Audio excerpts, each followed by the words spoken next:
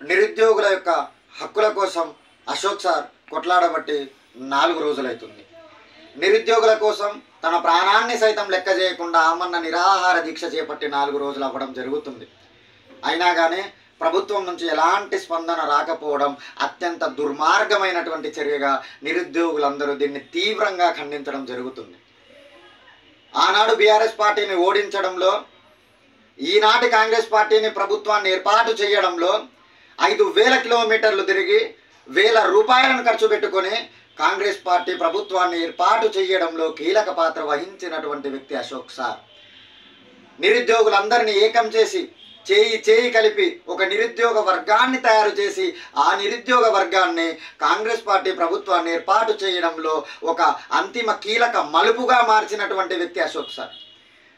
ఆ అశోక్ సార్ ఏమడుగుతున్నారు మరి ఇప్పుడు? టెట్ నిర్వహించాలా? గురుకులాలు రీలింక్విష్మెంట్ పాటించాలా? గ్రూప్ 2లో 783 పోస్టులకు బదులు 2,000 పోస్టులకు పెంచాలి. గ్రూప్ 3లో 1,388 పోస్టులకు బదులు 3,000 పోస్టులకు పెంచాలి. జీవో 46ను రద్దు చేయాలి అనేటటువంటి న్యాయబద్ధమైనటువంటి డిమాండ్లతో మీకు అనేక రకాలుగా వినతి పత్రాలు ఇచ్చిన తర్వాత కూడా మీరు స్పందించని కారణంగా 4 రోజుల నుంచి ఆమరణ నిరాహార దీక్ష చేపడుతున్నటువంటి అశోక్ సార్ను ఒకటి నిర్బంధంగా తీసుకొని పోయి పోలీస్ స్టేషన్లో పెట్టిర్రు. అయినా దీక్ష ఆగలేదు. వాళ్ళ స్వగృహంలోనే దీక్షను కొనసాగించడం జరిగింది.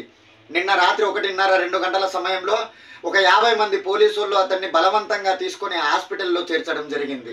హాస్పిటల్కి చూద్దామని చెప్పి మేము పోయిన తర్వాత గేట్ దగ్గర ఒకళ్ళు, రూమ్ దగ్గర ఒకళ్ళు, సార్ దగ్గర ఒకళ్ళు, మొత్తం 3 లేయర్ల నిర్బంధ కాండను సృష్టించిర్రు. అయినప్పటికీ కూడా వాళ్ళను బతిలాడి అటు ఇటు చేసి సార్ని కలవడం జరిగింది. సార్ని కలిసిన తర్వాత అక్కడ సార్తో జరిగినటువంటి ముచ్చటను బట్టి సార్ యొక్క ఆరోగ్య పరిస్థితి అత్యంత క్షీణించడం జరిగింది. ఈనాడు గనక నిరుద్యోగులు గనక సార్ని కాపాడుకోలేకపోతే రేపు మన గొంతుగా మారినటువంటి అశోక్ సార్ని మనం కాపాడుకోలేము. మన బాధలు వినేటోడు కరువు అయిపోతాడు. కాబట్టి ఖచ్చితంగా అశోక్ సార్తో పాటు కూర్చున్నటువంటి ఇంద్రన్నను, అస్మా వాళ్ళందరూ ఎవరి కోసం కొట్లాడుతున్నారండి?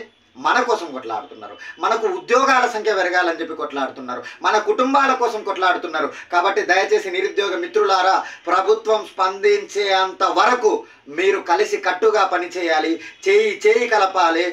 ప్రతి ఒక్కరు సంఘటితంగా పనిచేసినప్పుడు మాత్రమే మన యొక్క సమస్య తీవ్రతరం ఉధృతమవుతుంది. అప్పుడు మాత్రమే మనకు న్యాయం జరుగుతుంది, అశోక్ సార్ని కాపాడుకోవడం జరుగుతుంది. కాబట్టి ఈ వీడియోను మనందరి నిరుద్యోగ వర్గాన్ని కాపాడుకోవడానికి, నిరుద్యోగుల యొక్క గొంతుగా మారినటువంటి అశోక్ సార్ని కాపాడుకోవడానికి మాత్రమే చేస్తున్నటువంటి ప్రయత్నంగా భావించాలని చెబుతూ ఈ వీడియోని అందరికీ షేర్ చేసి దీన్ని వైరల్ చేసి వీలైనంత వరకు మనం అందరం కలిసికట్టుగా కొట్లాడితే మన యొక్క సమస్యలకు శాశ్వత పరిష్కారం అనేది దక్కడం జరుగుతుంది. కాబట్టి ఈ అంశాన్ని మేము ముందుంచుతున్నాను. జై తెలంగాణ. తెలంగాణ విద్యార్థి అమర వీరులకు జోహార్లు. జై తెలంగాణ.